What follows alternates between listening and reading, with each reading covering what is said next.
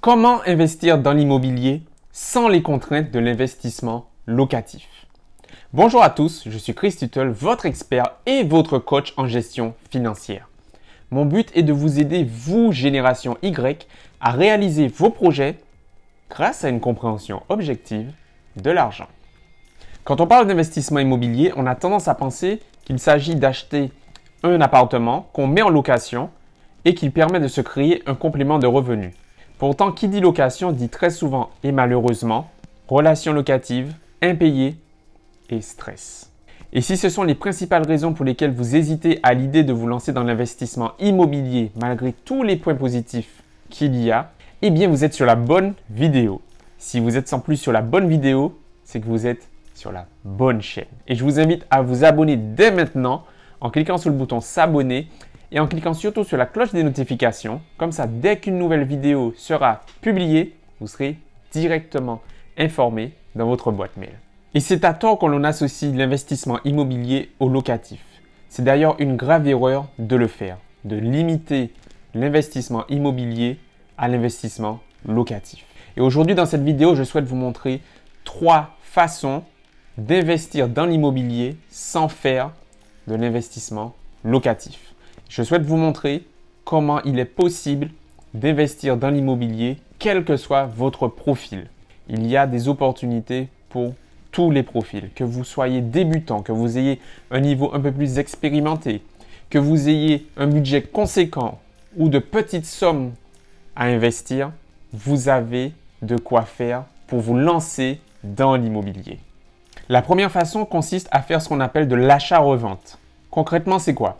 Vous achetez un bien, un immeuble, vous procédez à quelques travaux pour l'améliorer et vous le revendez peu de temps après à un prix plus élevé. Les principaux avantages de cette technique, les amis, c'est qu'elle vous permet de ne pas avoir de rapport locatif à gérer, elle vous permet de ne pas avoir ces problèmes d'impayés, elle vous permet de faire des gains en capitaux assez rapides et donc une plus-value conséquente assez rapidement.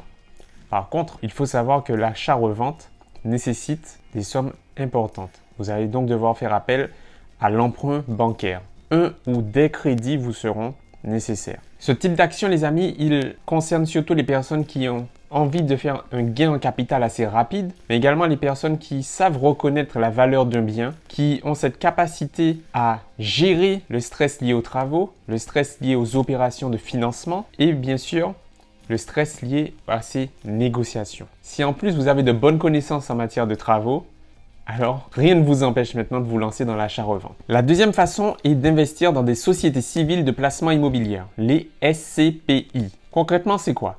Eh bien, c'est un investissement financier qui vous permet de placer votre argent dans une société qui va faire l'acquisition et la gestion de biens immobiliers divers. En fait, votre argent est injecté dans le capital de cette société qui va, en contrepartie, vous reverser des revenus à un taux convenu. C'est intéressant parce que ça vous procure des avantages comme la récurrence des revenus, un peu comme des loyers. Vous avez également une souplesse dans votre investissement par rapport à une acquisition immobilière classique. Vous n'avez pas du tout à gérer l'aspect gestion, ni rapport locatif, ni entretien du bien. Bref, toute cette gestion locative ne vous concerne pas. En plus, vous avez la possibilité d'investir dans des SCPI à crédit grâce à l'emprunt. Par contre, il faut savoir que l'investissement dans des SCPI a un certain nombre d'inconvénients. Par exemple, le taux des frais pris par ces sociétés est assez élevé. Il avoisine parfois les 10%. Il faut en prendre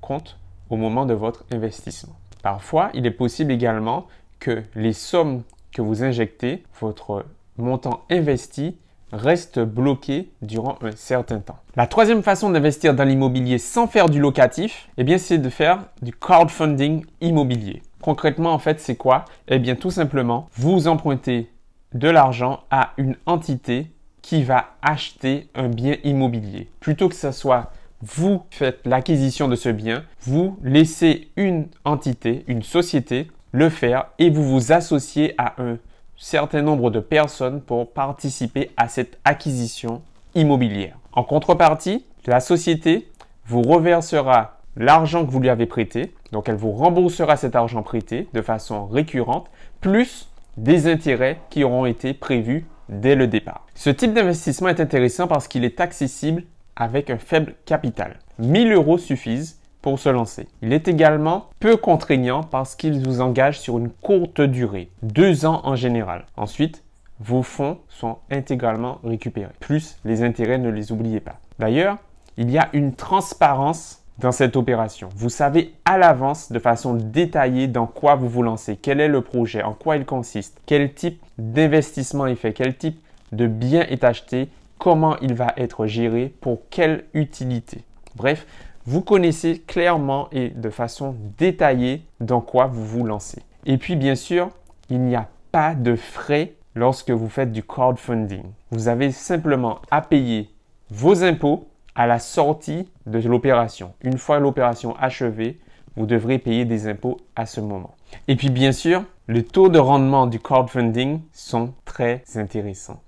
Ils sont supérieurs à la moyenne et c'est très souvent que l'on rencontre des taux de rendement de 7% minimum.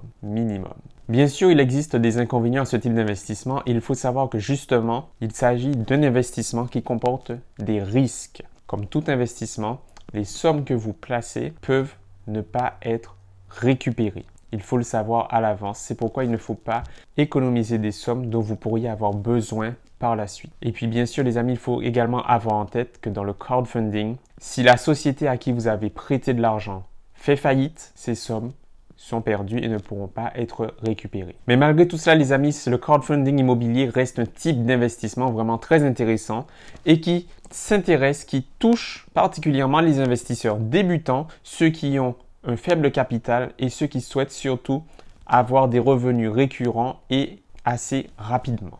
Alors je vous le rappelle encore une fois, les amis, ces investissements ne sont pas sans risque. Comme tout investissement, il existe des risques que vous devez prendre en compte dès le départ. Ce n'est pas non plus un classement des 3 meilleurs investissements, mais plutôt 3 alternatives, selon moi, qui vous permettent d'investir dans l'immobilier sans avoir à gérer les relations et les rapports locatifs, sans avoir à subir ces contraintes liées à l'investissement locatif. Si maintenant vous avez été intéressé par cela et si vous souhaitez aller plus loin, je vous offre un bilan personnalisé et analysé par moi-même qui vous permettra de faire un point sur votre situation financière actuelle et voir comment, par quels moyens on peut améliorer tout cela et atteindre les objectifs que vous souhaitez. Si ça vous intéresse les amis, il vous suffit de cliquer sur le lien qui se trouve juste en dessous dans la description de la vidéo et de cliquer sur ce lien et de répondre au questionnaire qui s'y trouve. Si vous avez appris au moins une chose nouvelle les amis, si vous avez trouvé au moins une de ces techniques intéressantes pour vous, dites-le moi dans les commentaires, likez cette vidéo en mettant le petit pouce bleu qui fait toujours plaisir. Je suis sûr que vous connaissez au moins une personne qui est intéressée par l'investissement immobilier, mais qui, à cause justement de ces craintes locatives, de ce stress locatif, est assez hésitant pour se lancer. Alors partagez-lui cette vidéo, je suis sûr qu'elle lui sera utile. En attendant la prochaine vidéo les amis, prenez soin de vous, je vous dis à très vite et merci encore. Bye!